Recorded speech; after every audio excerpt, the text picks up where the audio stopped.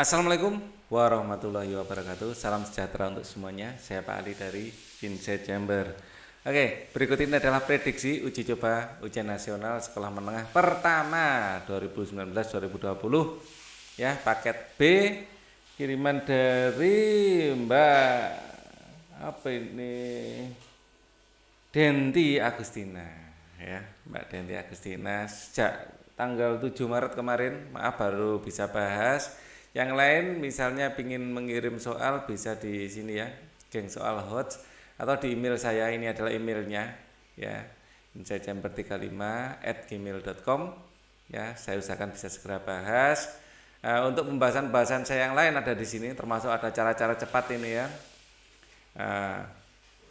Ini adalah pembahasan saya yang lain untuk ujian nasional IPA. Oke. Linknya ada di bawah, nanti akan saya kasih, cek di kolom deskripsi. Sekarang kita mulai saja.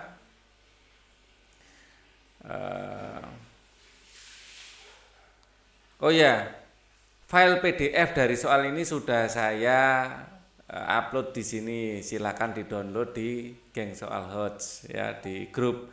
Nah, nanti kalau inginkan PDF-nya ya, cek di kolom deskripsi, ada linknya. Oke. Nomor 1, perhatikan tabel besaran berikut ya. Besaran turunan yang besarnya tersusun dari besaran pokok yang sama.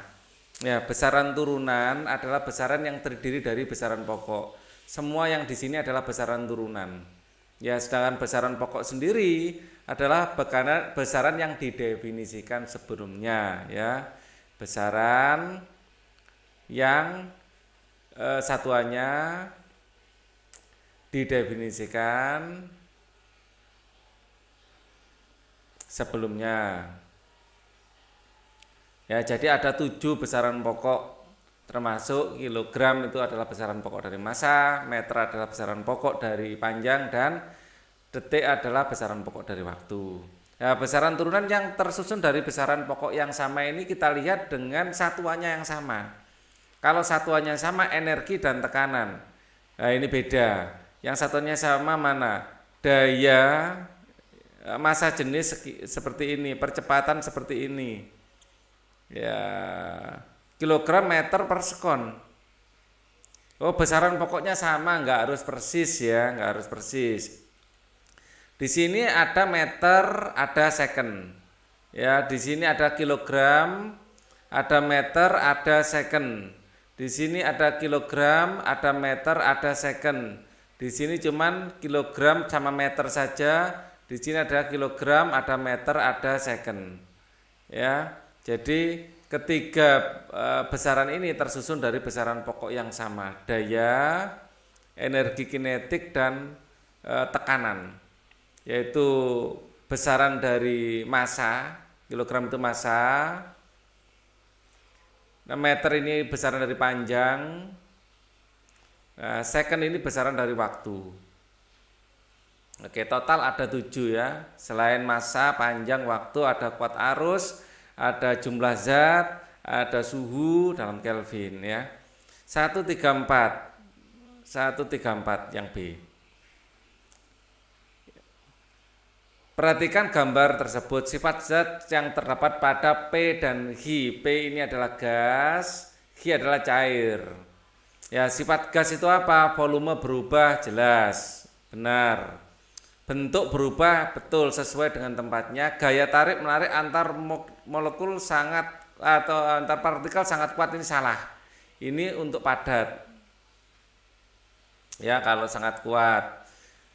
A jelas salah. B, jarak antar partikel sangat berjauhan, oke, benar. Sip, bentuk berubah, betul, dapat mengalir, betul. Yang cair tidak dapat dimampatkan, betul, cairan tidak dapat dimampatkan. Bentuk tetap, volume berubah, volume tetap ya. Kalau ini volume berubah, di sini salah. Dapat dimampatkan, benar, gas itu dapat dimampatkan. Tidak dapat mengalir, nah ini salah. Yang benar, gas itu dapat mengalir. Yang D pasti ya. Gaya tarik menarik antar partikel sangat lemah, benar, dapat dimampatkan, benar, bentuknya berubah, benar. Sip. Yang ini volume tetap betul, dapat mengalir betul, jarak antar partikel berdekatan betul. Tapi tidak sangat berdekatan enggak ya. Tapi berdekatan gitu aja. Jadi D ini yang terbaik. Karena untuk menjelaskan cair. Saya pastikan kalau proses perekamannya fine-fine saja. Oke. Tidak ada masalah. Oke. No problemu. Saya lanjutkan. Perhatikan beberapa peristiwa berikut. Peristiwa yang diikuti dengan pelepasan kalor. Peristiwa yang diikuti dengan pelepasan kalor adalah di sini. Tabung gas terasa dingin saat digunakan. Jadi di sini ada perubahan wujud ya. Di sini ada gas. Ya, saya meminjam gambar dari avatar. Ini gas. Di sini ada padat. Ini saya pinjam dari avatar juga. Biar kelihatan lebih estetis. Ya, dan cair. Ada cair. Oke. Nah, peristiwa yang melepaskan kalor itu adalah saat dari gas menuju padat. Itu melepaskan kalor. Dari gas menjadi cair melepaskan kalor, dan dari cair menuju padat ini melepaskan kalor. Ini yang melepaskan kalor. Ini namanya membeku. Di sini adalah mengembun.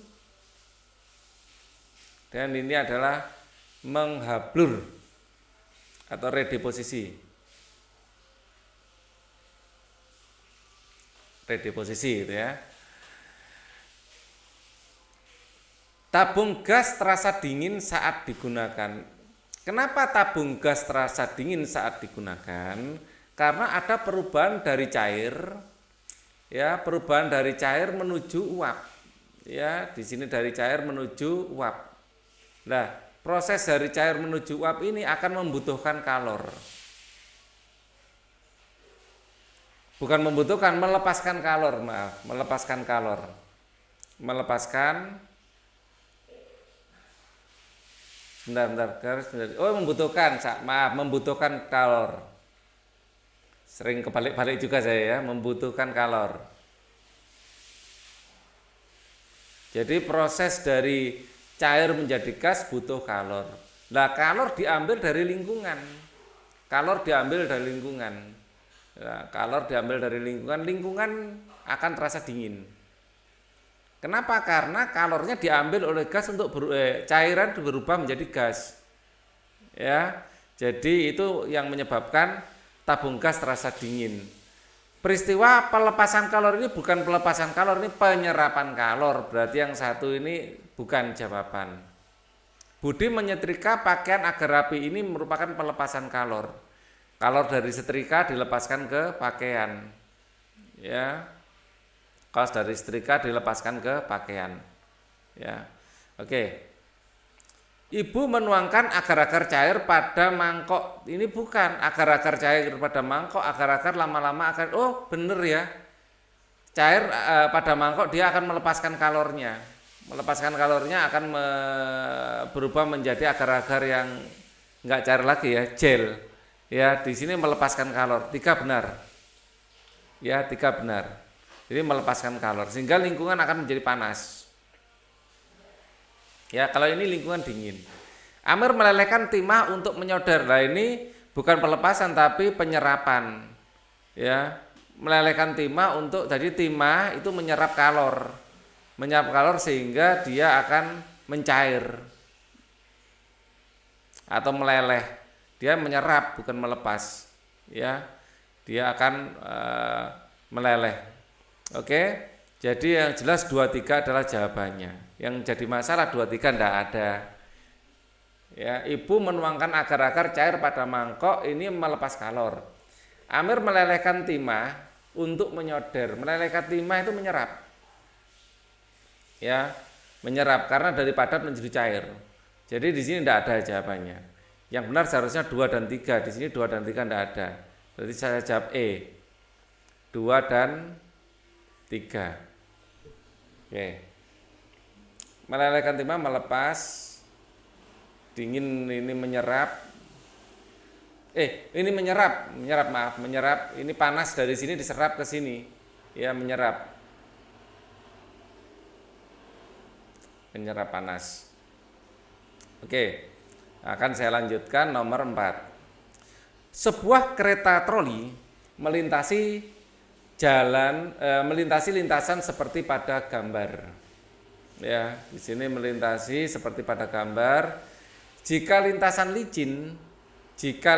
licin, maka grafik VT yang menggambarkan troli dari ini yang jelas dipercepat. Dipercepat adalah GLBB dipercepat. Di sini adalah GLB. Jadi V-nya tetap. Ya, pertama dipercepat, kemudian tetap, kemudian di sini adalah GLBB diperlambat. Jadi yang paling cocok yang A. Pertama 0 dipercepat, konstan, terus habis itu diperlambat. Kita lanjutkan nomor berikutnya, nomor 5. Perhatikan gambar troli yang masanya sama sedang bergerak dengan kecepatan 3 meter per sekon kuadrat. Jika tali es putus del, ya, troli masanya sama. Misalnya ini adalah M, di sini adalah M, di sini adalah M. Ya, maka percepatan troli yang tadinya 3 meter per sekon menjadi berapa? Jadi di sini yang sama apanya? F-nya sama. Ini tetap. Padahal F sama dengan M kali A. F2 itu sama dengan F1. Yang beda nanti percepatannya. F2 adalah A2 dikali M2, massa dalam keadaan 2, sama dengan A1 kali M1, massa dalam keadaan 1. A2 ini yang ditanyakan. M2 adalah massa dalam keadaan 2, yaitu tinggal 2 massanya. Yang ini sudah terputus. Jadi 2M. Nah, massa A1 adalah 3 meter per sekon. M1 adalah 1, 2, 3 sebelum terputus. Ya, jadi adalah 3M. Ya, kemudian kita bisa mencoret M-nya. Ini kan sama di kiri dan kanan. Sama.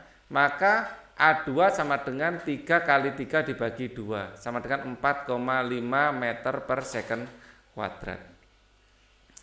Kita lanjutkan nomor 6. Perhatikan lemari berikut. Perhatikan lemari yang diberikan gaya berikut. Jika lemari berpindah sejauh 240 cm, berpindah sejauh 240 cm, ya, menghasilkan usaha W di sini adalah 1248 Joule, ya, maka besar gaya F1 dan F2 secara berturut-turut adalah, di sini gaya total FR ini adalah 140 ditambah F1 tambah F2. Usahanya sekian, maka F resultan bisa kita hitung. Ya, F resultan dikali jarak sama dengan W. Ya, maka F resultan sama dengan W bagi S. W-nya adalah 1248, jarak tempuhnya adalah 240 cm. Ini semuanya dalam meter ya. Newton itu harus dalam meter, berarti ini adalah 2,4 meter dibagi 2,4 sama dengan berapa, kita bagi pakai kalkulator. 1248 ya, kita bagi dengan 2,4. Ini akan menghasilkan 520. Maka F resultan ini adalah 140 ditambah F1 tambah F2 itu sama dengan 520. Sehingga F1 tambah F2 adalah 520 dikurangi 140. Ya, dikurangi 140. Ini akan menghasilkan 380. 380 itu penjumlahan dari mana? Nah, yang A ini.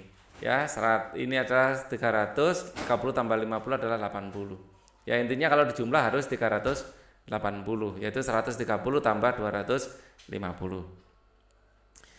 Sekarang nomor 7. buah mangga ya masanya adalah 600 gram. Ini buah mangga. Nah, masanya adalah 600 gram, 0,6 kilogram. Ya, jatuh dari tangkai buahnya pada ketinggian 12 meter. T-nya adalah 12 meter. Ya, besar energi kinetik buah mangga pada saat bergerak ke bawah sejauh 10 meter. Ini sejauh 10 meter. Ya, di sini berapa? Yang tanya adalah EK. Saya sempat memberi rumus cepat ya. Jadi akan saya gunakan rumus cepat. Ini adalah H1. Di sini adalah H2. H2-nya berarti berapa? 12 kurang 10 yaitu 2. Jadi energi kinetik yang akan kita hitung, kita pakai rumus energi potensial. Jadi M, G, H1 kurangi H2, yang tinggi kurangi yang rendah.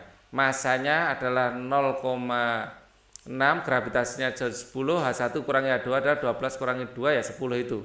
Ya, 12 kurangi 2 yaitu 0,6 kali 10 adalah 6, langsung aja ya.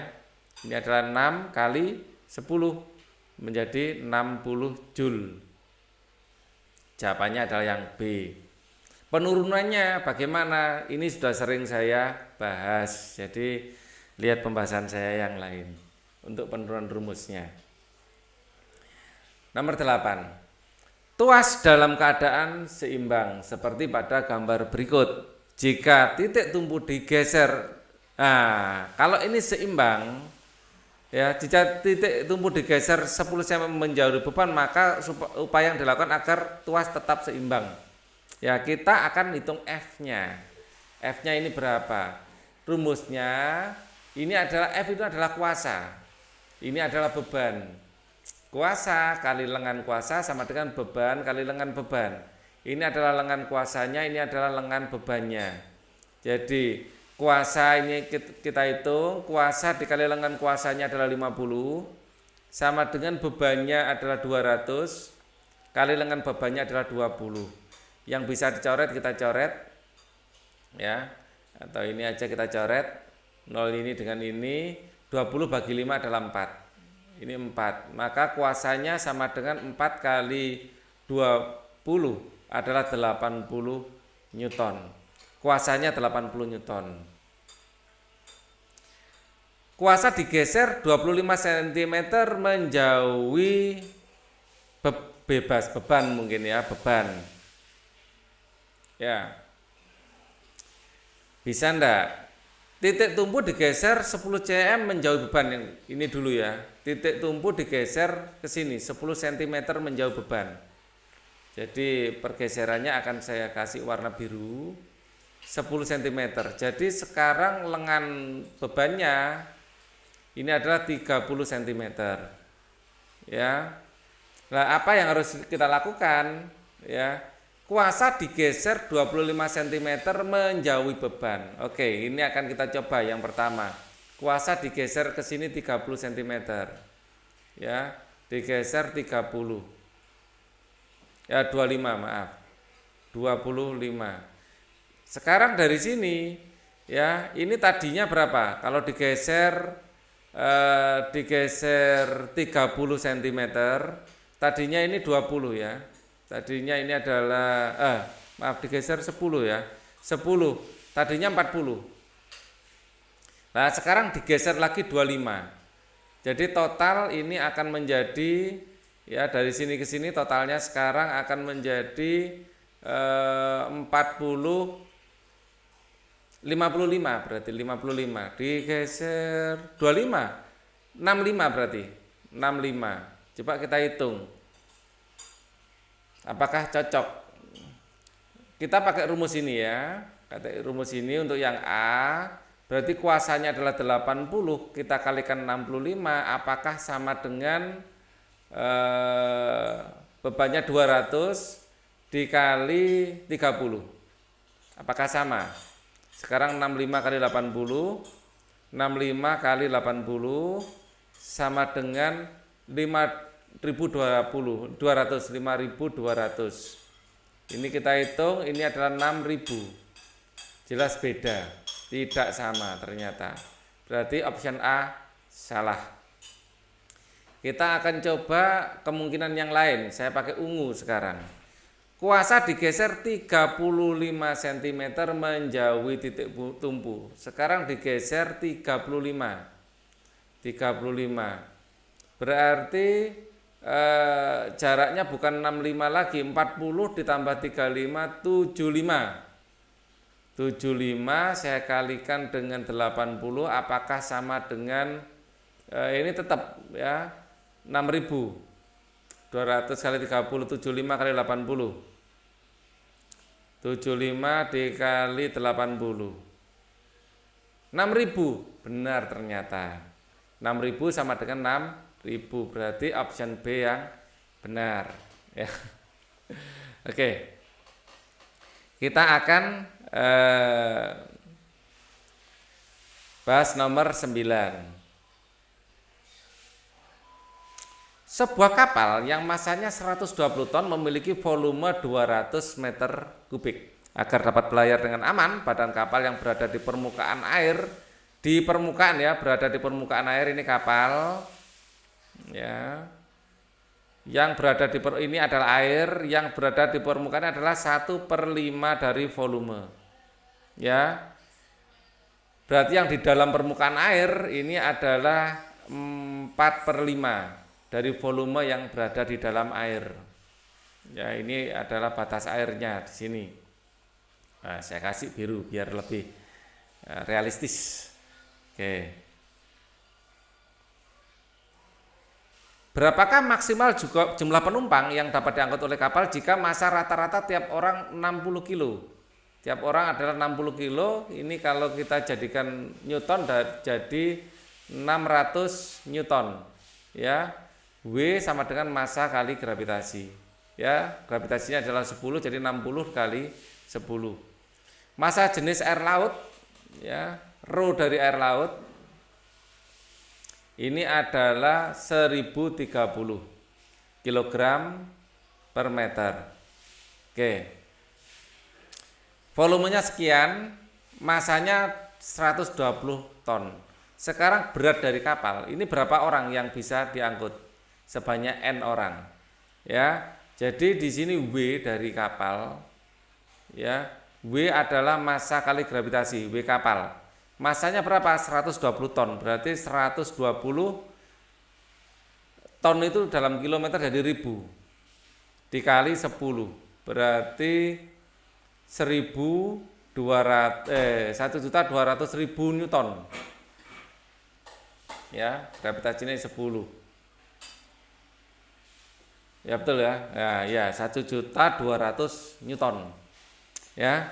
Terus massa orang W orangnya, WN orang ini adalah N kali 600 N kali banyaknya orang. Ya. Nah, ini ditahan oleh gaya Archimedes FA. Ya, ditahan oleh gaya Archimedes FA sebesar 4/5 dari volume kapal dikali rho. Ya. Dikali rho itu massa jenis air.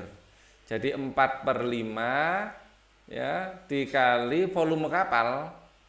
Ya, volume kapal yang atau sebenarnya bukan volume kapal, volume air yang dipindahkan.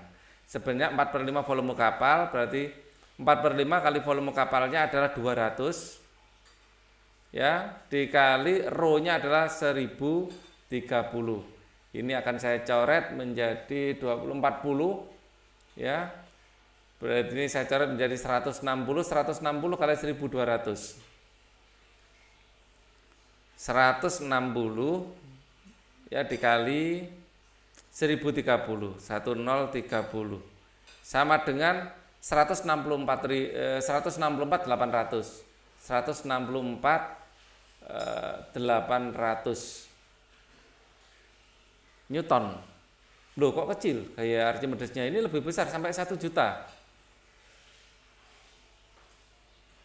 120 ton. Ton itu kan 1000 kilo. 120.000 kilo kali gravitasi, tidak masuk akal. Ini belum ketambahan banyaknya orang, 600. Padahal gaya Archimedesnya cuma sekian. Coba saya hitung manual, 4/5 dikali 200 dikali 1030. Wah, tidak masuk akal ini. Gaya Archimedesnya terlalu kecil dibandingnya ini sampai 1 juta. 1 ton itu 1000 kilo. 1000 kali 120 kali 10. Tidak masuk akal. Tidak masuk akal. Bagaimana kalau ini bukan ton? Saya edit menjadi kilogram. Bukan ton tapi kilogram. Kalau ini jadi kilogram, nolnya saya buang 3. Ya, ini cuman 1200. Mungkin akan jadi masuk akal. Jadi F Archimedes ini akan ditahan oleh 600 orang. Berarti kok 600 Newton kali banyaknya orang. 600 kali N ditambah 1200. Ini padahal F Archimedesnya adalah 164.800. Maka 600 N sama dengan ini dikurangi 1200. Ya, dikurangi 1200. Sama dengan 163.600. 163.600. Sekarang ini N-nya ini dibagi 600. Dibagi 600. Sama dengan 272,6. 272,6. Wah, ini enggak ada juga jawabannya.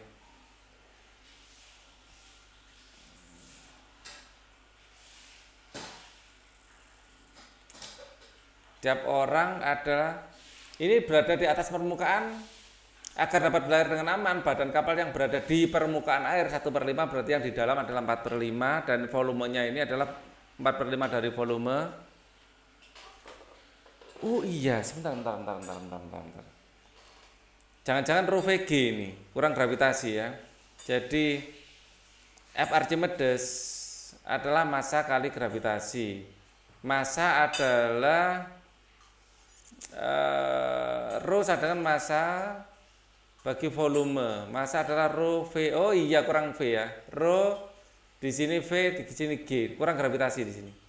Kurang angka 10. Kurang angka 10. Berarti ini masuk akal, berarti tetap ton aja. Saya yang kurang 0.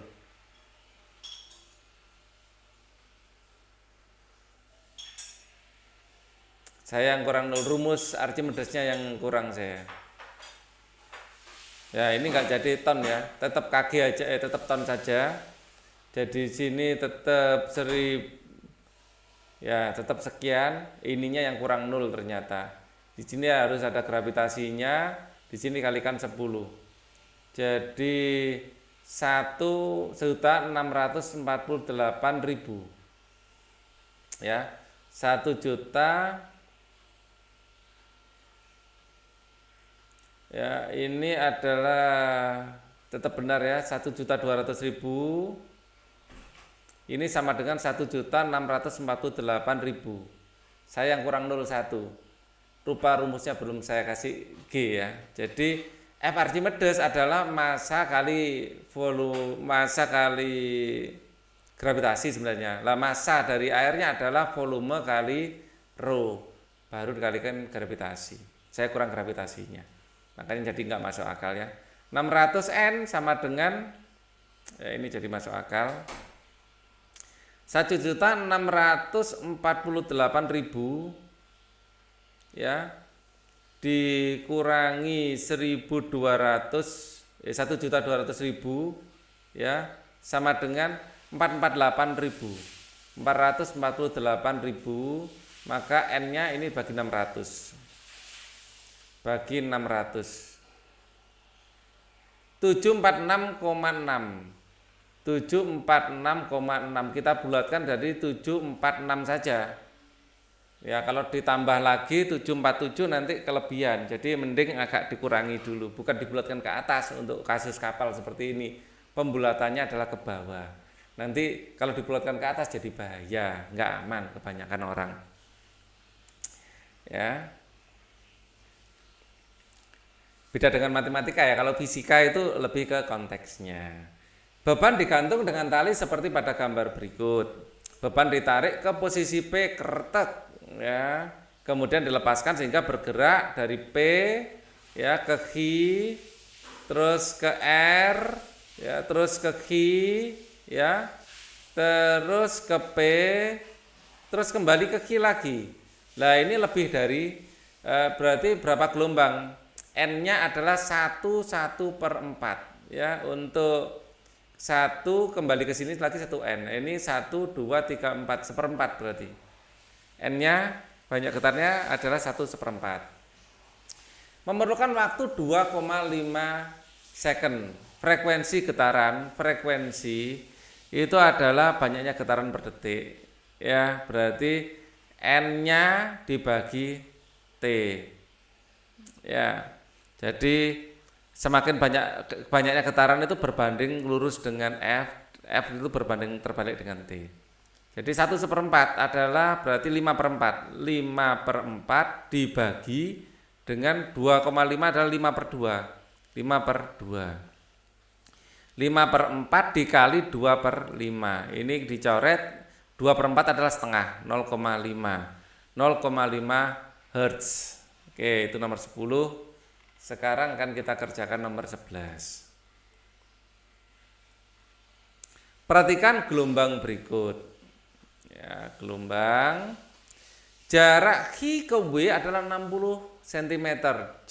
Jarak Q ke W, nah ini berapa gelombang? Ini adalah satu gelombang di sini, 1 berarti 2. Ya, 1,5 maksud saya. Ya, jadi N 1,5. N sama dengan 1/2 atau 3/2. Jadi 3/2 lambda itu sama dengan berapa? 60 cm. 60 cm. Maka lambdanya adalah 2/3 kali 60. Dicoret dapat 20 berarti 40 cm itu adalah lambdanya. Maka periode dan cepat terambat gelombang tersebut adalah periodenya. Di sini ada berapa gelombang untuk menghitung periodenya? Kita hitung ada 1 ya, 2 gelombang ya. Jadi N sama dengan, untuk ini N sama dengan 2. Jadi untuk periodenya adalah T per N. T-nya adalah 4, N-nya adalah 2, sama dengan 2 second. Ya, 2 second. Periodenya 2 second. Bisa B, bisa C. Kecepatannya V sama dengan adalah lambda dibagi T. Lambdanya di sini adalah 40, T-nya adalah 2, maka menjadi 20 cm per second. Ya, yang C berarti. Kita lanjutkan nomor 12. Pastikan saja. Untuk membaca dengan jelas, Bambang menggunakan kacamata berkekuatan 1,5 dioptri. Ya. Jadi ini adalah D-nya, kekuatan lensa adalah 1,5 dioptri. Sedangkan Danu menggunakan kacamata 2 dioptri. Danu ini plus ya. Ini adalah 2 dioptri. Ya, 2 dioptri. Perbandingan jarak baca Danu dan Bambang jika keduanya tidak menggunakan kacamata adalah perbandingan. Oke. Jadi yang pertama, rumusnya semuanya sama. 1 per F sama dengan 1 per S tambah 1 per S aksen. Ya, ini adalah rumusnya. Dan bayangan ini kita taruh di jarak baca. Jarak baca kita biasa sebut sebagai punktum proksimum atau PP, atau juga bisa juga SN. Ya. Jadi banyak baca normal, ya, baca normal. Perbandingan jarak baca dan jika keduanya tidak menggunakan kacamata. Ya. Ini adalah PP, punctum proximum. Kalau normal itu 25. Ya. Normal itu dianggap 25 kalau nggak ada keterangan. Jadi yang menjadi PP ini, punctum proximumnya ini adalah sebagai X aksennya. Dan X aksen karena dia di depan lensa ini akan bertanda negatif. Ya. Jadi ini nanti akan menjadi 1/S ditambah dikurangi 1/PP. Ya. S ini adalah jarak baca.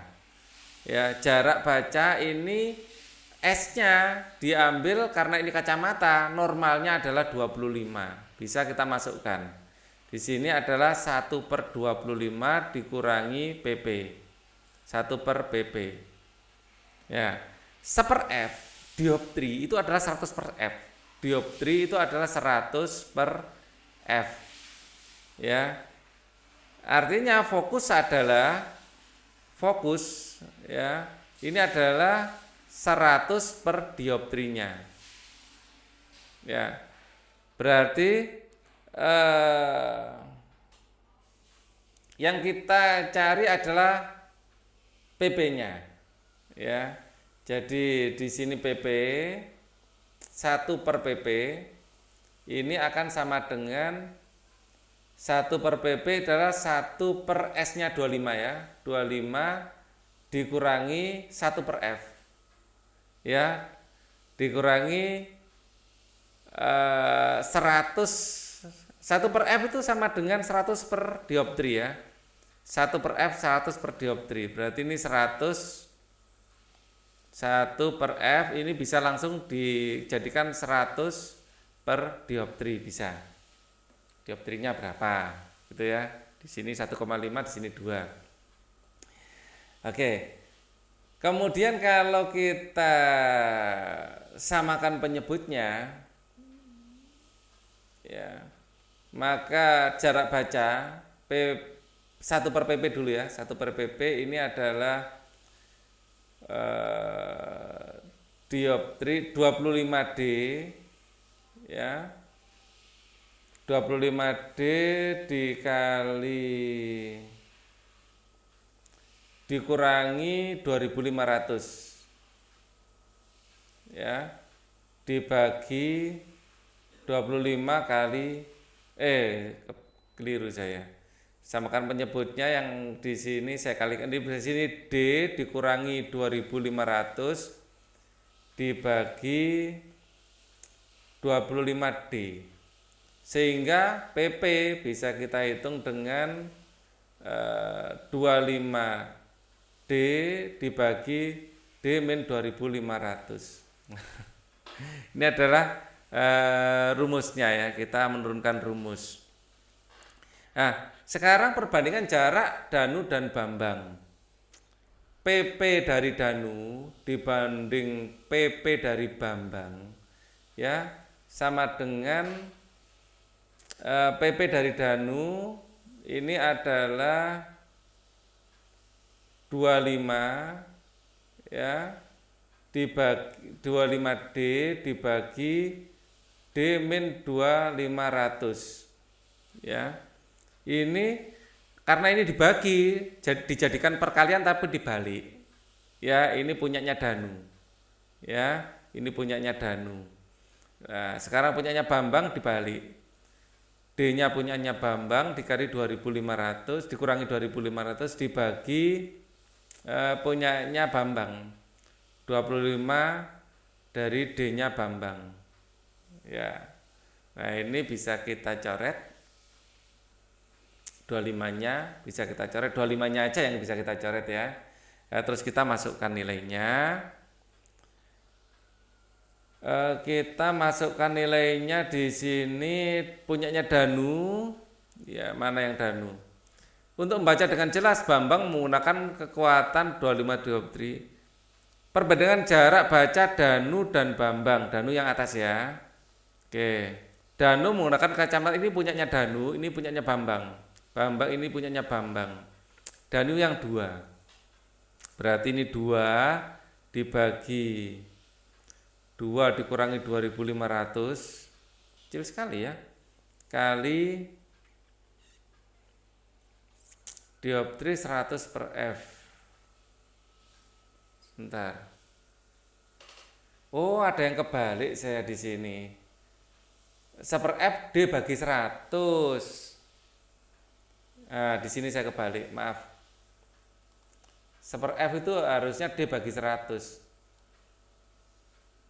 Ada yang kebalik ya. Proses di sininya. Ini 1 per F bukan F. D kan F bagi 100, maka maaf ada yang kebalik. D itu kan F bagi 100, berarti 1 per F itu 1 per F adalah D bagi 100. Makanya kok ada yang nggak wajar ya. 1 per F adalah D bagi 100. Jadi di sini nanti penurunan rumusnya adalah D bagi 100 sama D itu dioptrinya ya, sama dengan ini 1 per F adalah 1 per 25 min 1 per PP, sehingga 1 per PP sama dengan 1 per 25 dikurangi D per 100. Nah, ini lebih masuk akal. Ya, maaf tadi ada salah. Ini lebih sederhana. Ya, kalau kita samakan penyebutnya menjadi sama-sama 100. Menjadi sama-sama 100, di sini adalah berarti 100 dikurangi 4D. Ya. Kok 100 kurangi 4 dikurangi, di sini 4 ya, 25 jadi 100 kan kalikan 4. Nah, di sini 4 dikurangi D. Ini sederhana. Ya. Jadi 1 per PP adalah 4 dikurangi D. Ya, 1 per 5, 2, 100. Di sini kan kalikan 4 ya, 4. Oh ya, lebih sederhana. Maaf, tadi salah. Kemudian berarti PP-nya ini adalah 100 dikurangi 4 min D. Ya, dengan asumsi jarak baca normal 25. Nah, kemudian P-nya punyanya apa dulu? Danu bagi Bambang. P Danu dibagi P Bambang. Ini adalah 4 dikurangi D milik Danu dibagi 100. Ya, dikali Bambang dibalik. 100 dibagi 4 min D-nya Bambang. Ya, yang bisa kita coret 100-nya tentu saja bisa kita coret. Ya. 4 dikurangi D-nya Danu berarti 4 dikurangi Danu adalah yang bawah. Ya, ini punyanya Danu 2 dioptri.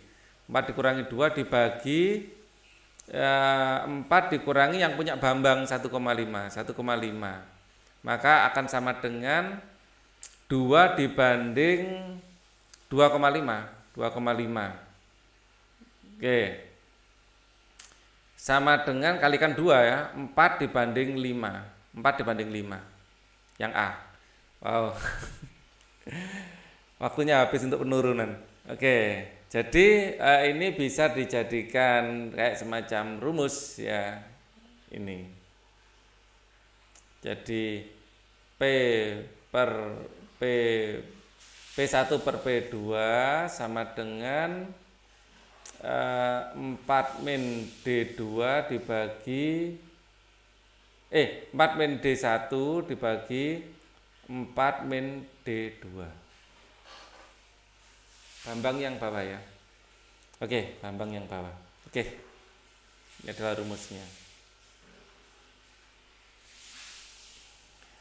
Nomor 13. Kedua muatan listrik berjarak 6 cm. Kedua muatan listrik berjarak 6 cm. Jadi muatan pertama dan muatan kedua 6 cm. Di sini muatan pertama ya. Ini adalah G1, ini muatan kedua, G2 berjarak 6 cm. Mengalami gaya tolak F-nya sebesar 36. Ketika kedua jarak muatan dirubah ketika jarak kedua muatan dirubah, gaya tolaknya menjadi, nah ini pasti dijauhkan. F-nya menjadi 4 Newton. Ya, maka jarak kedua muatan tersebut sekarang berapa? Di sini adalah G1, di sini G2, tapi nggak penting ya. G1, G2.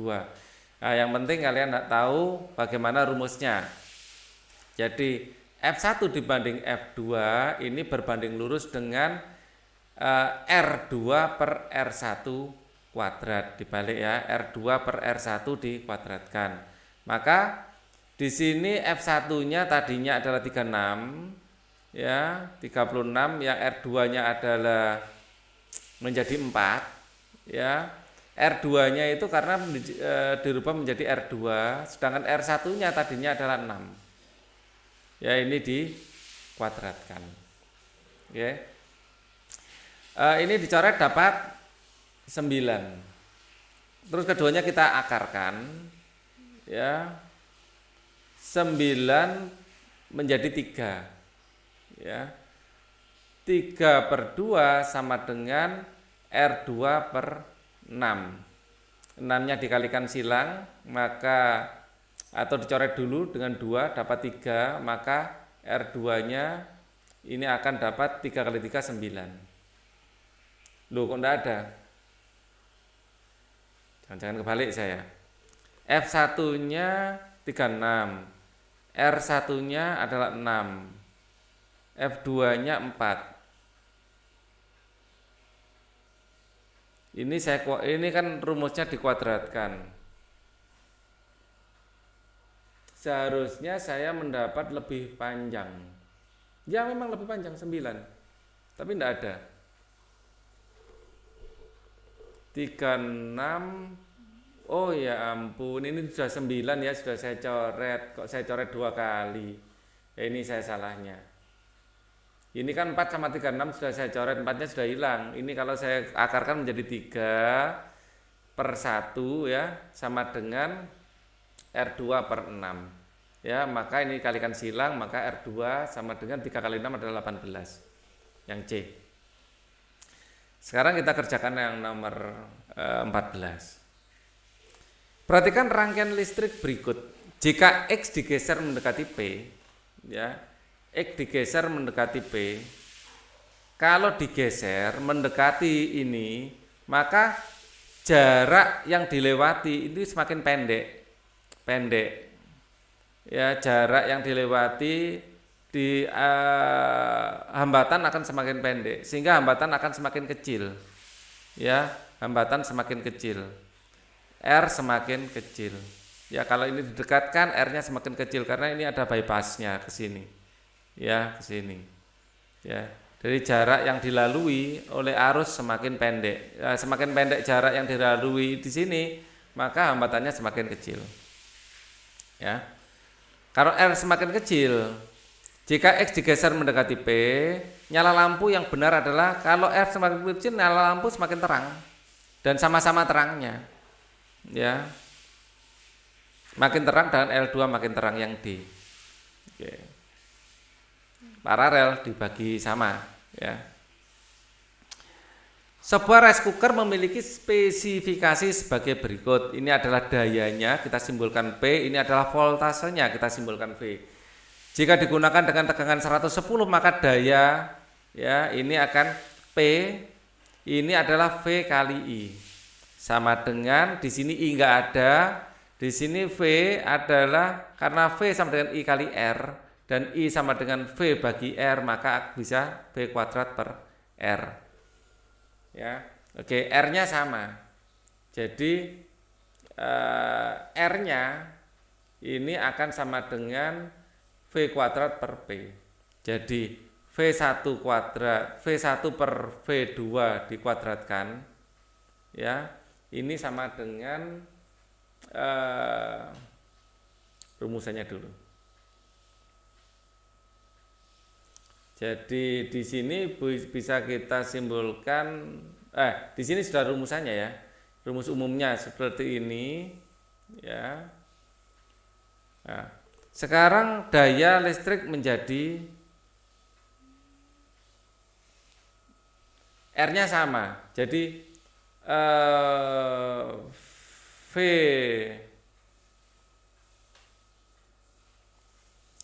ini V2 kuadrat per P2 sama dengan V1 kuadrat per V1. Nah, gini loh.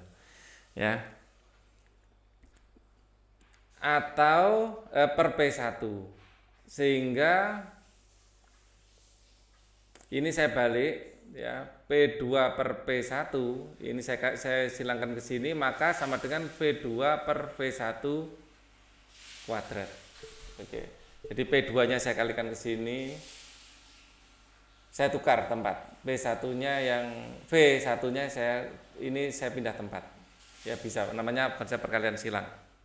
Oke. Kemudian P2 yang kita cari. P2 per P1-nya adalah 300. Nah, V2-nya cuma 110. Di sini V2-nya adalah 220. Ya, ini dikuadratkan. Ini coret dapat 2 dikuadratkan adalah 1/4. Ya, maka P2 adalah 300/4. 300 bagi 2 150, 150 bagi 2 lagi 75 watt. Nomor 36 sekarang. Perhatikan skema transformator berikut. Ya, pada umumnya ini adalah primer, di sini adalah sekunder. Jika perbandingan jumlah lilitan primer dan lilitan sekunder 3:1, jadi NP dibagi NS itu adalah 3:1. Dan NP dan NS itu sebanding dengan VP per VS. Ya. Transformator dihubungkan pada tegangan 240 volt, maka daya pada hambatan listrik adalah kalau gitu ini yang primer ya. Ini yang primer, ini yang sekunder. Karena hambatannya ada di sini. Ya, beban ada di sini. Ya, sumber berarti di sini. Jadi walaupun pada umumnya primer yang kiri, boleh jadi primer yang kanan. Jadi ini jelas adalah trafo step down. Ya, karena lilitan sekunder lebih kecil daripada lilitan primer. Ya, lilitan primer 3 perbandingannya sekunder 1, berarti jelas ini yang primer, ini yang sekunder. Ya, transformator dihubungkan pada tegangan listrik 240, berarti 240 di sini 240 volt. Ya, daya pada hambatan listrik sekunder ini akan kita cari dulu V-nya berapa. V di sini berapa? V. Nah, VP dibanding VS seperti ini. Ya, jadi di sini VP-nya berapa? V primernya adalah 240. V sekundernya kita cari. Nah, ini perbandingannya sama dengan 3:1 toh. Maka V sekunder adalah 240 dibagi 3, yaitu 80 volt. Di sini 80 volt. Ya, 80 volt. Dan daya adalah V kuadrat per R. Penurunannya sudah ada di sini tadi, V kuadrat per R. Jadi adalah 80 kuadrat dibagi 100. Ya, sama dengan di sini 80 ya per 10 kuadrat kan gini ya. Dicoret tinggal 8 kuadrat 64 watt. Jadi yang A. Oke. Nomor 17, perhatikan pernyataan berikut. Pernyataan yang menunjukkan planet Venus, Dewi Cinta. Oke.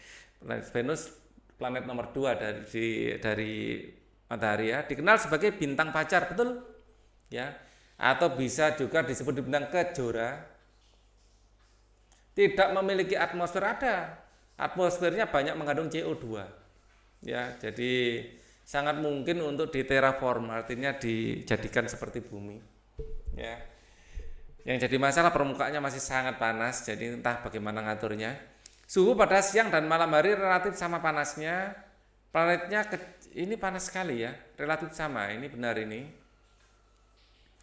Ya, planet terkecil bukan Merkurius yang paling kecil.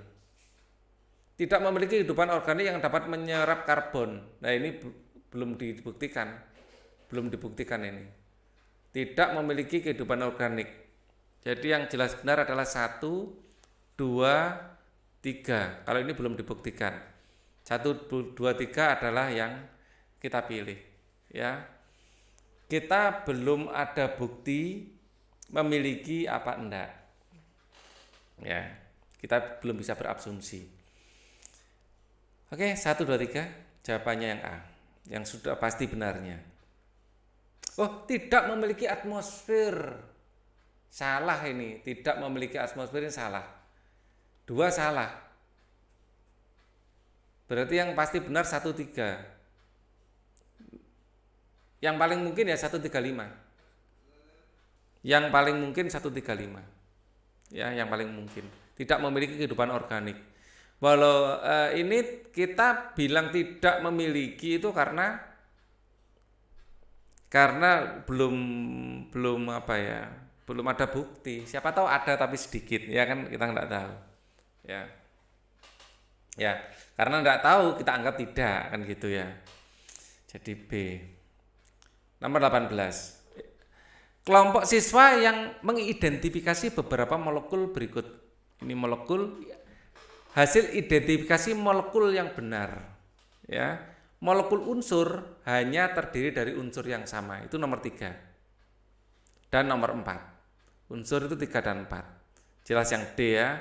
Dan ini terdiri dari atom yang berbeda. Di sini berbeda warnanya, kalau di sini bukan berbeda ukurannya.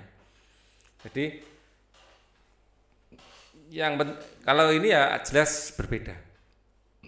Karena atom yang sama pasti memiliki semua ciri-ciri fisik sama.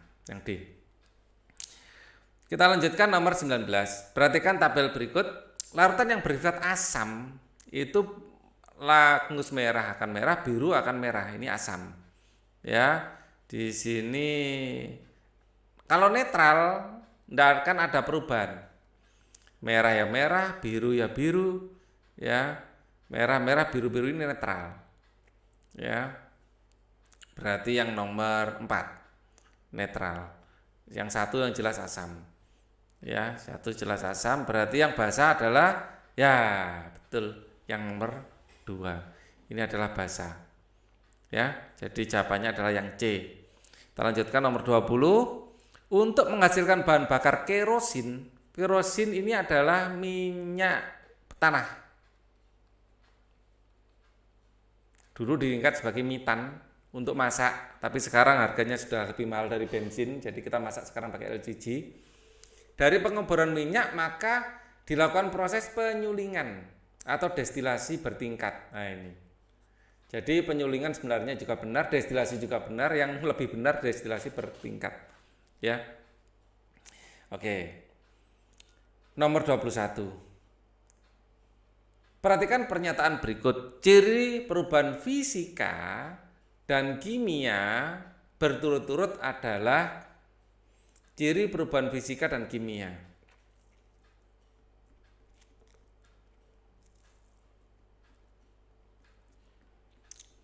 Fisika dulu. Ya, dua-dua ya. Terbentuknya gas ini adalah kimia. Terjadinya perubahan wujud fisika. Terjadinya endapan ini kimia. Terjadi perubahan warna ini kimia. Kalau cuma volume fisika. Memuai itu fisika. Jadi yang kimia itu yang 135. 13, oke. Ini adalah kimia. 24 perubahan wujud, 4 perubahan volume adalah fisika. Ya, ini yang cocok. Ini adalah fisika, ya. Dan 13 jelas kimia. Kita akan lanjutkan nomor 2. Perhatikan komposisi kandungan makanan. Aspartam adalah pemanis buatan. Fungsi zat yang ditujukan dengan lingkaran pada komposisi adalah memberikan rasa manis pada makanan. Yang A. Ya. Kalau memperpanjang kondisi penyimpanan ini adalah untuk pengawet. Biasanya natrium benzoat atau alami, ya. Mungkin di sini adalah karamelnya ini mungkin. Pemanis biasanya sebagai pengawet juga seperti manisan. Mempercantik dan memperkuat warna suatu makanan ini adalah kuning CFC ini. Ya, memberikan rasa yang berbeda pada suatu makanan, rasa berbeda, essence kalau ini. Ya mungkin di sini adalah perasa jagung. Ya. Ya.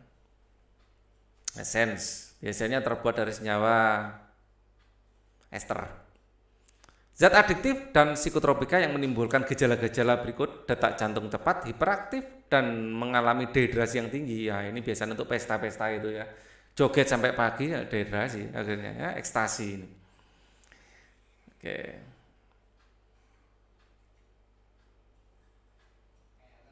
Perhatikan daftar benda berikut. Benda biotik ini adalah hidup.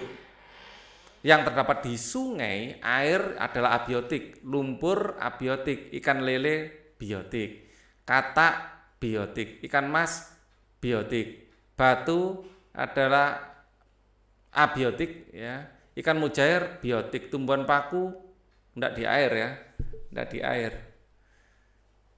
Ya mungkin di yang sedikit air ya, nyemek-nyemek gitu.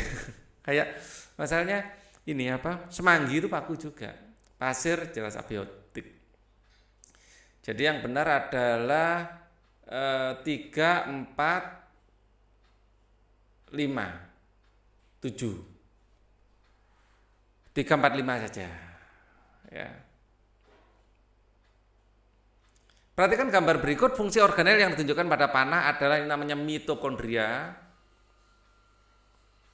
Mitokondria ini adalah untuk respirasi sel, membentuk energi. Energi dalam bentuk ATP, adenosin trifosfat. Kalau transport zat ini, kalau di sini yang untuk transport itu ini, untuk membantu transportasi zat ini adalah retikulum endoplasma. Sintesis protein ada di ribosom. Ribosom bisa di sini atau ribosom yang nempel di retikulum endoplasma. Boleh jadi nempel di sini, ya, atau melayang-layang di sini. Bulatan-bulatan yang melayang ini ribosom.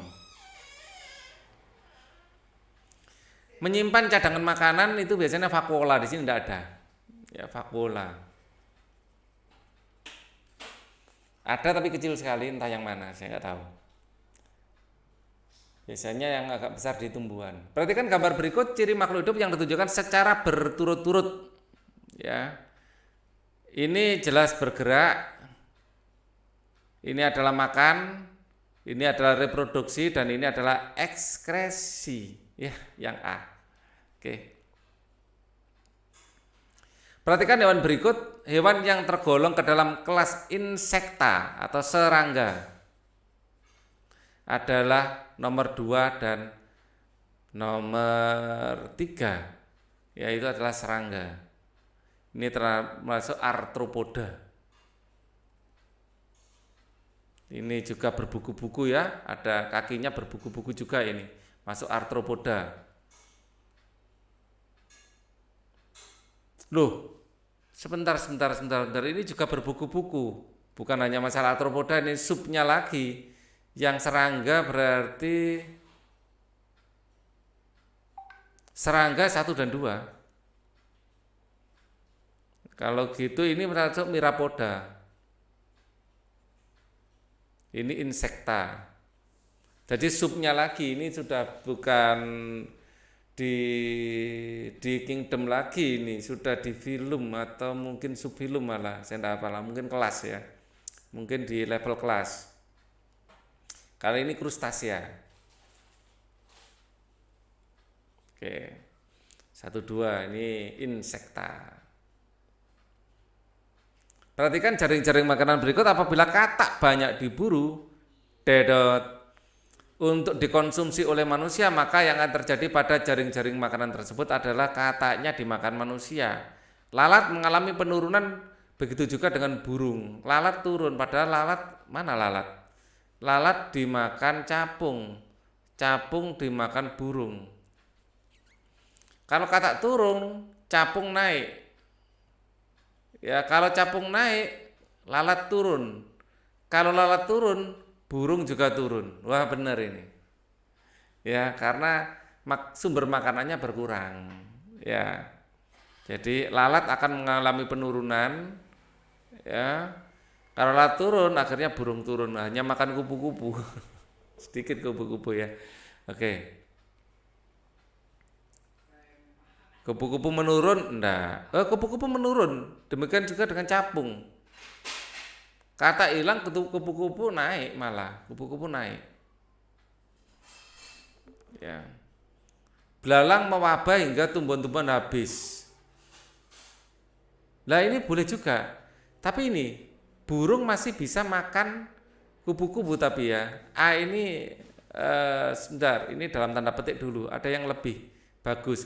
Belalang mewabah hingga tumbuh-tumbuhan habis. Habis enggak juga sih.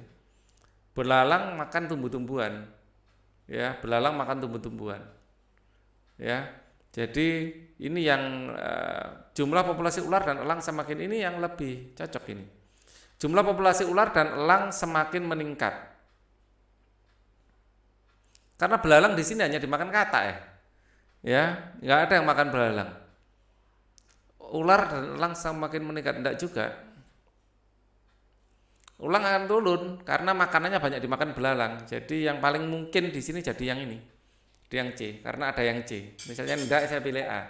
Cuman A ini agak meragukan gara-gara burung masih bisa makan kupu-kupu.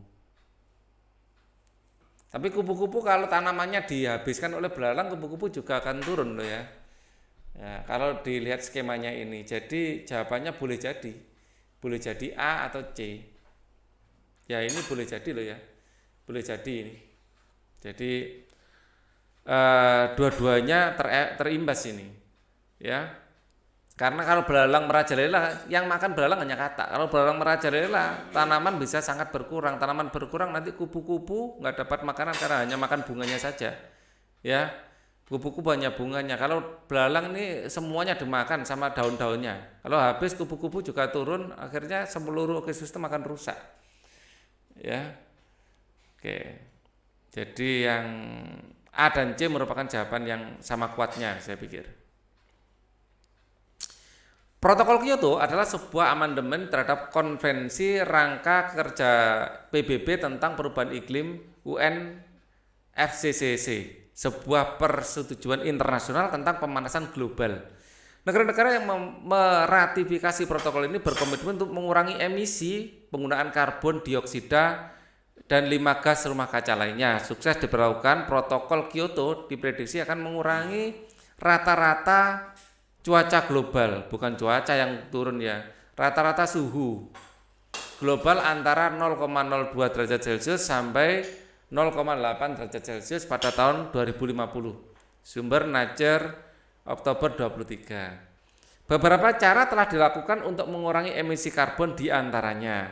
Evaluasi yang paling efisien dapat dilakukan segera adalah mengurangi penggunaan bahan bakar fosil, menyimpan gas tersebut dalam bentuk lain, memelihara pepohonan dan penanaman pohon lebih banyak lagi, injeksi karbon dioksida di bawah tanah seperti dalam sumur minyak.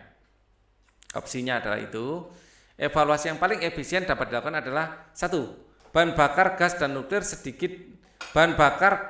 dan nuklir sedikit menghasilkan gas buang dibanding minyak bumi. Penerapannya memerlukan infrastruktur. Ini enggak rasanya.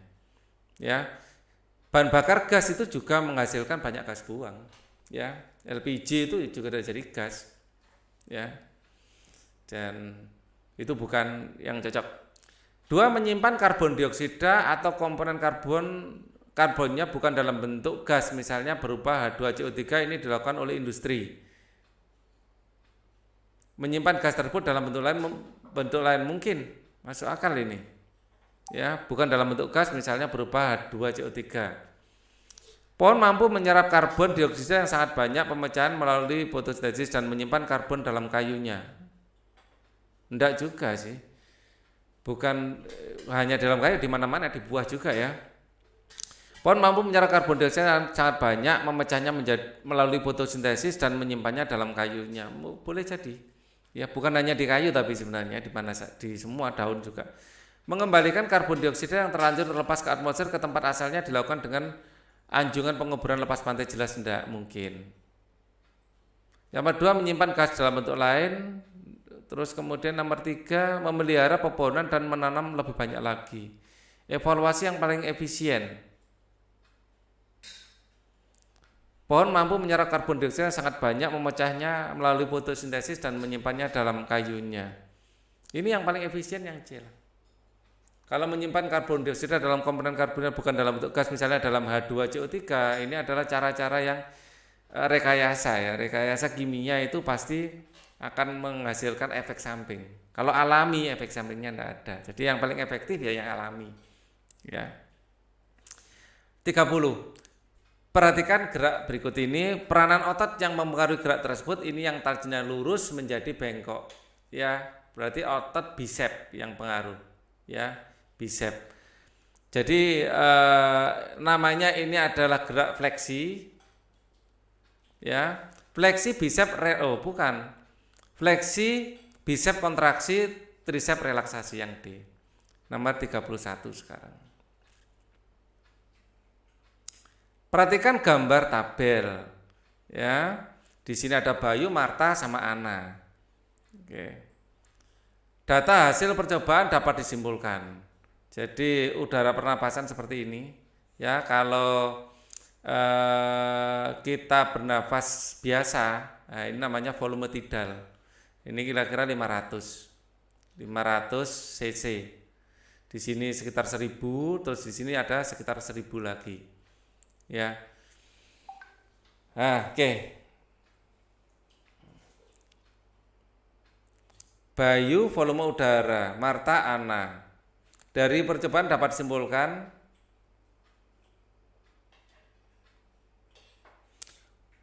udara ini ditiup paling sebanyak-banyaknya ya. Perhatikan gambar. Nah, ini meniup air sebanyak-banyaknya. Kalau meniup air mengeluarkan yang bawah. Ya, yang bawah ini adalah saya ini suplementer kalau nggak salah. Nah, untuk biar nggak kebalik, saya googling aja volume udara pernapasan. Udara pernapasan. Image yang bawah itu yang komplementer atau yang suplementer, kita cari yang ada. Nah, yang bawah suplementer. Ya, oh iya, di bawahnya lagi ada residu ya. Ada residu. Residu sekitar 1000 juga. Ya, ini ada yang kurang saya. Jadi di sini ada residu. Di sini ada residu. Di sini ya sekitar 1000 juga. Oke. Jadi yang dihembuskan keluar itu adalah udara dari sini, sekitar sini. Ya, setelah menghirup udara normal lalu dihembuskan itu ini. Ya. Jadi udara yang keluar ada residu atau suplementer. Bukan residu, maaf, suplementer. Suplementer Marta paling kecil. Marta ya ini, suplementer Marta paling kecil. Jadi yang A. Suplementer yang bawah. Setelah kita mengembuskan nafas, masih bisa mengembuskan nafas lagi, itu artinya suplementer. Perhatikan uji makanan berikut. Bahan makanan yang mengandung protein, gula, dan amilum berturut-turut protein, ini kita menggunakan uji biuret. Kalau mengandung protein, dia berwarna ungu. Jadi yang mengandung protein adalah yang 1, 2, 3. Ini mengandung protein. Ya, mengandung protein 1, 2, 3. Ya. Jadi 3 mengandung protein, 2 mengandung protein, 1 mengandung protein. Oke. Kemudian yang sekarang saya pakai warna ungu. Ya, kebalik seharusnya ini yang ungu ya. Nah, ini yang ungu seharusnya. Nah, biar sesuai ya. Ini yang ungu. Sekarang saya akan pakai biru.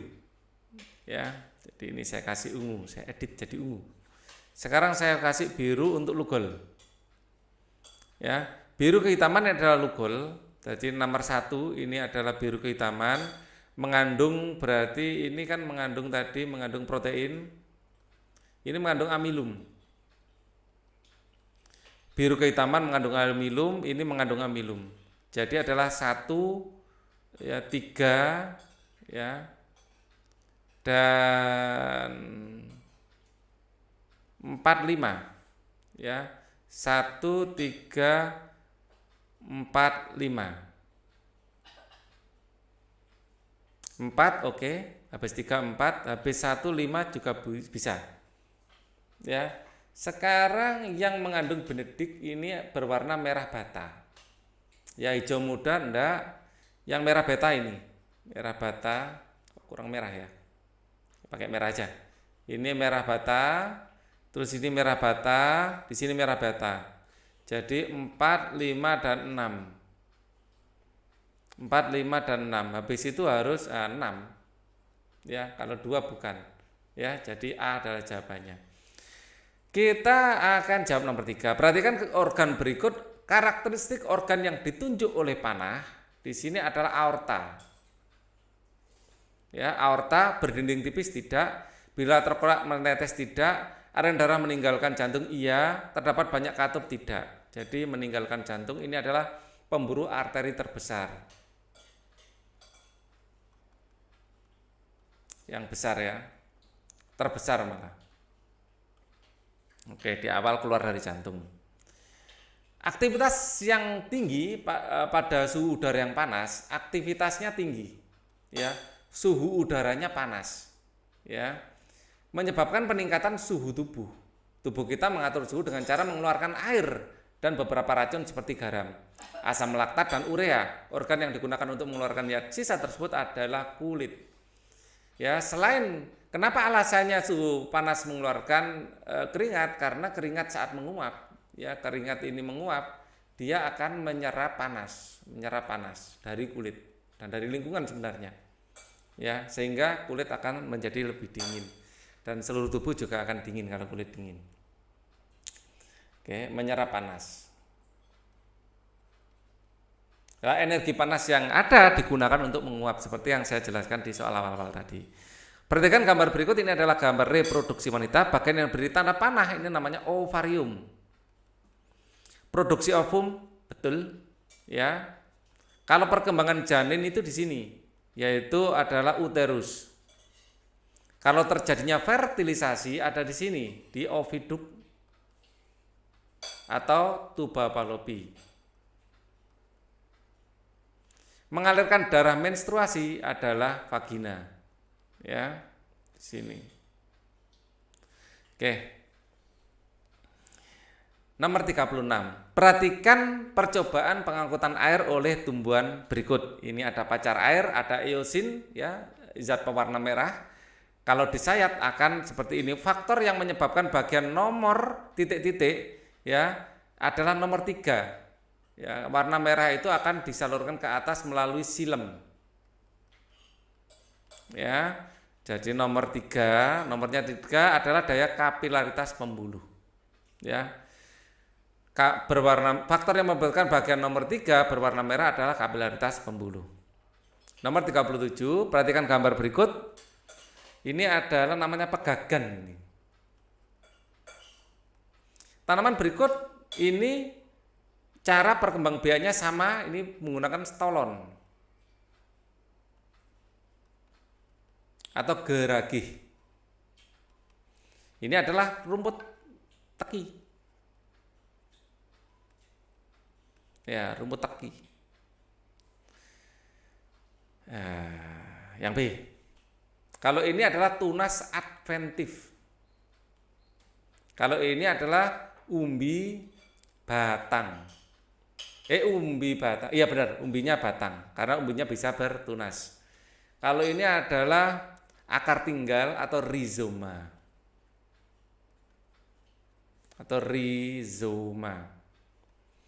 Oke. Sebenarnya ini adalah batang ya, bukan akar.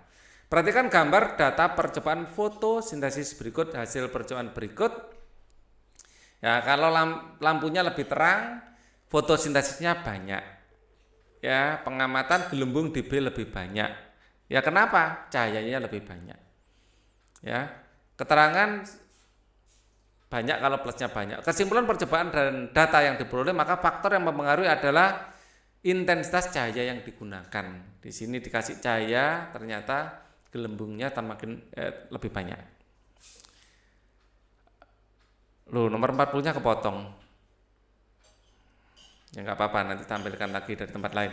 Disilangkan tanaman ercis berbulu bulat. Ya, disilangkan tanaman ercis berbulu bulat. Berbulu. Tanaman ercis bulat dan berkulit biji hijau. Berarti bulat ini adalah dominan, ya, hijau juga dominan. Dengan tanaman ercis berbiji bulat berbiji hijau. Ya, berapa persen tanaman yang berfenotip biji bulat dan berkulit biji hijau? Misalnya yang laki-laki, ya, ini adalah BBHH.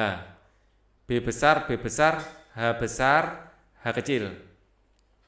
Sedangkan yang perempuan atau yang betina, ya, ini adalah yang ini. B besar, B kecil, H besar, H kecil. Untuk yang betina, ya, betina dulu aja deh. Untuk yang betina, ya, gametnya adalah B besar, H besar, B besar, H besar, kemudian B besar, H kecil, B besar, H kecil, kemudian B kecil, H besar, B kecil, H besar, kemudian B kecil, H kecil, ya, B kecil, H kecil. Sedangkan yang jantan, ya, gametnya B besar, H besar. Kalau ke sini adalah B besar, H kecil. Di sini adalah B besar, H besar, dan ini B besar, H kecil sama. Jadi nggak perlu ditulis. Nah, nanti anaknya, ya, ini akan menjadi B besar. Yang diinginkan apa? Ya, berbiji bulat. Berbiji bulat. Asal ada B besar pasti bulat. Di sini pasti bulat. B besar, ya, dan berkulit biji hijau. Hijau adalah dominan. Asal ada B besar pasti hijau. Di sini ada H besar, di B besar, B besar, H besar, H besar. Ini pasti bulat hijau. Ini ada B besar, B besar, H besar, H kecil. Ini pasti hijau. Di sini ada B besar, B besar, H besar, H kecil. Ada B besar, ada H besarnya pasti hijau. Bulat dan hijau. Di sini ada B besar. Nah, ini enggak. Hanya masalahnya kecil. Ya, ini enggak. Di sini hanya kecil, di sini hanya kecil. Jadi enggak. Di sini ada B besar, B kecil, H besar, H besar. Pasti bulat hijau. Di sini B besar, B kecil, H besar, H besar, bulat hijau. Di sini adalah B besar, B kecil, H besar, H kecil. Masuk. Di sini B besar, B kecil, H besar, H kecil. B besar, B kecil, H besar, H kecil. Hanya satu yang tidak memenuhi kriteria. Dari 1, 2, 3, 4, 5, 6, 7, 8. Di sini ada 8. Jadi peluangnya, ya, persentase adalah 1, 2, 3, 4, 5, 6, 7 dibanding 8 kali 100%. Sama dengan 7/8. 7/8 kali 100%. 87,5. 87,5%. Tidak ada jawabannya. Ya. Tidak ada ya, tidak apa-apa. Nggak usah dijawab. Biji bulat dan kulit biji hijau. Kalau ini bulat tapi kulit bijinya kuning mungkin ini. Ya, hanya satu yang tidak memenuhi. Yang lain semuanya memenuhi. 7/8. 40. Nah, 40 karena di sini tidak bisa, akan saya pindah ke sini. Saya ambilkan dari file aslinya langsung.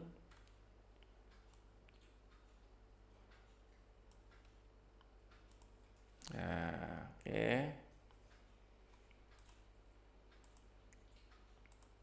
Ini saya pakai ini. Tempe, makanan asli Indonesia, sekarang telah mendunia. Kaum vegetarian di seluruh dunia banyak yang telah menggunakan tempe sebagai pengganti daging. Akibatnya sekarang tempe diproduksi di banyak tempat di dunia. Tidak hanya di Indonesia, untuk menghasilkan tempe yang lebih cepat dan berkualitas atau memperbaiki kandungan gizinya dilakukan berbagai penelitian di 9 negara seperti Jerman, Jepang, dan Amerika Serikat.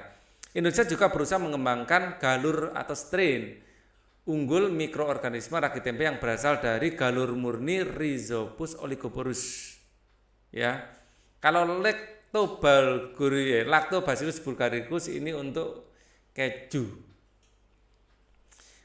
Acetobacter silenium untuk nata de coco,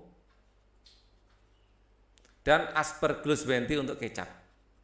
Oke, ini 40 soal sudah kita bahas. Semoga ini bermanfaat untuk kalian belajar ya, dan semoga sukses selalu. Amin Allahumma amin. Wassalamualaikum warahmatullahi wabarakatuh.